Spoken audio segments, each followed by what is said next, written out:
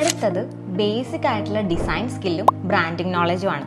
പലപ്പോഴും ഒരു കമ്പനിയിൽ സോഷ്യൽ മീഡിയ പോസ്റ്ററോ വീഡിയോസ് ഒക്കെ ചെയ്യുന്നത് ഒരു ഗ്രാഫിക് ഡിസൈനറോ വീഡിയോ എഡിറ്റേഴ്സോ ഒക്കെ ആയിരിക്കും.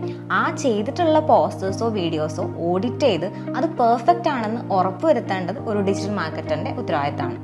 അതിൽ മെയിനായിട്ട് typography, colour palette, white space എന്നിങ്ങനെ ആ ഒരു പോസ്റ്ററോ വീഡിയോയോ യൂസർ ഫ്രണ്ട്ലി ആണോ എന്നുള്ളത് ഉറപ്പുവരുത്തേണ്ടത് നമ്മളാണ്. അടുത്തതായി വേണ്ട സ്കില്ല് ക്രിയേറ്റീവ് കോപ്പി റൈറ്റിംഗ് സ്കില്ലാണ്. ഒരു സോഷ്യൽ മീഡിയ പോസ്റ്റ് ചെയ്യുമ്പോഴും വീഡിയോ ആഡ് ചെയ്യുമ്പോഴും ഒക്കെ ഈ ക്രിയേറ്റീവ് കോപ്പി റൈറ്റിംഗ് സ്കില്ലും സ്ക്രിപ്റ്റ് റൈറ്റിംഗ് സ്കില്ലും അത്യാവശ്യമാണ്. അതുപോലെ തന്നെ വെബ്സൈറ്റിൽ കോണ്ടന്റ് റൈറ്റിംഗ് ചെയ്യുമ്പോഴും ഈ സ്കില്ല് നിങ്ങൾക്ക് ആവശ്യമായിട്ട് വരും. അടുത്തത് UI/UX. ഒരു വെബ്സൈറ്റിൽ കൺവേർഷൻ ഉണ്ടാവണമെങ്കിൽ ആ ഒരു വെബ്സൈറ്റ് വിഷ്വലി അപ്പീലിംഗും ആയിരിക്കണം, നല്ല യൂസർ എക്സ്പീരിയൻസും ഉണ്ടായിരിക്കണം.